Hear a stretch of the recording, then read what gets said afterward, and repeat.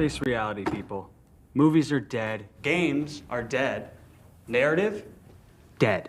Media is nothing but neural trigger response and viral conditioning. Wait, what are you two talking about? All right, I just watched a movie called Amityville Horror.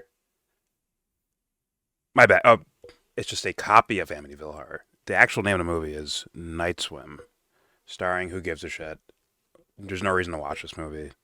It's cliched out the ass. The only thing I'll give it credit for is kind of like pacing. Like it's a horror movie that actually took its time, but everything they give you as a payoff is just run of the mill, boring, demon ghost in the pool.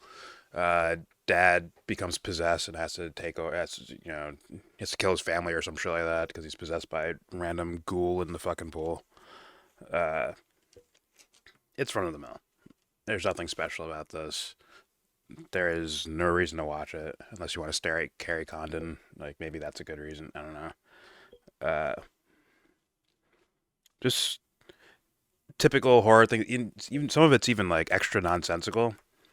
Like the end of the movie, the dad sacrifices himself to the ghouls in the pool to save his kid because I guess they have to sacrifice someone. Like according to like if someone's possessed by the ghoul shit, if they get too far away from the pool, they start getting sick or something. So it like keeps them there. Whatever, fine. But the dad said, you know what? I'll take the ghoul juice, and I'll be possessed, and I'll sacrifice myself to save my son, and all that shit. The problem is like, this guy was a Major League Baseball player, right? They already threw the biggest pool party in their fucking town, where all the neighbors and friends and kids at school and all that shit. Right? Everyone was there at their little pool party. This dad has now disappeared. He swam into the pool and he is now disappeared. How the fuck are they gonna? How is that explainable? They tried to give me the happy sunshiny music at the end where they. It's like. It just looks like a straight up murder, like a murder that the family did against their own fucking like dad or whatever or husband. Like. That's what it looked like. This dude disappears, and they end up like concreting the pool. They like to get rid of that looks like you're covering up evidence. Like, yeah, where'd this Major League Baseball player who was like on national TV before, who's kind of famous, like, where'd he go? How did they explain that? I guess he just, I don't know. Like, there's no way. There's like a baseball bat that the daughter uses, like when the dad's possessed, right? And he's chasing the daughter down to like, right? He's a ghoul guy now. He's possessed. He's gonna go fuck her up. This dude, she gets away or whatever, right? She comes back to help the mom out because the dad's about to fuck her up too. And she hits him with a baseball bat. By the way, this dad has MS. I just thought it's like fucked up and kind of funny that the dad has MS and his teenage girl's beating the shit out of him with a baseball bat. Like that, all this evidence is all there, and then this dude disappears and they cement the pool up. Like, I don't know about you, but that looks like a fucking murder, man. How are they supposed to explain that? This movie's just like they give you the inspirational music to treat me like I'm stupid, basically. I get it. We're supposed to forget shit like that because it's a horror movie, and they defeated the ghost thing. But in reality, it's like, yeah, that's a little too much, man. Like I said, former Major League Baseball player. It was like semi-famous. They threw a big party, so they know there's a dad there. They know the family. They know who's in the family. And then this motherfucker just disappears. And right after he disappears, they immediately cement the fucking pool up and shit. Bro. I thought that was just absurdly dumb. Uh, Again, corny lines, there's some corny line like the dad's because he's possessed by a ghost all of a sudden is playing like the creepy Marco Polo thing He's like, Marco. And she's like, oh my God, no. And she's running for her life. He's like, Marco. Oh no, there he is over there. I better run. And I guess he catches up to her and he's like, you're supposed to say Polo.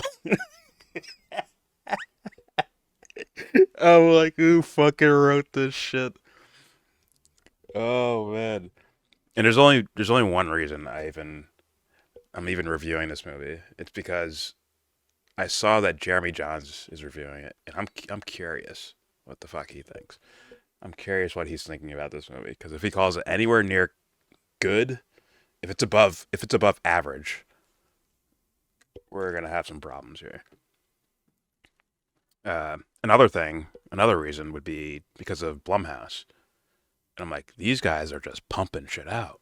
They're just pumping movie after movie after movie out there. And it's like, but I'm seeing a lot of dog shit.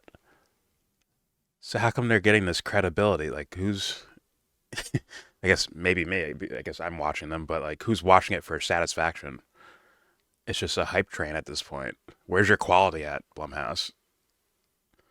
I'm sure they have a couple movies that are all right, to where I guess it lends them the hand of credibility. But I'm like, where's the overall quality to where I'm like looking for you as a film studio or whatever, or a film company. I see a lot of hype with a lot of duds. So, all right, there's my score. It's here's the thing, like it's not super duper horrible garbage. The problem is that it's so just average and cliched out the ass and just normal shit that it makes it seem worse. Like if that movie came out, it was if this was the first horror movie ever made, I'm sure it would score higher for people.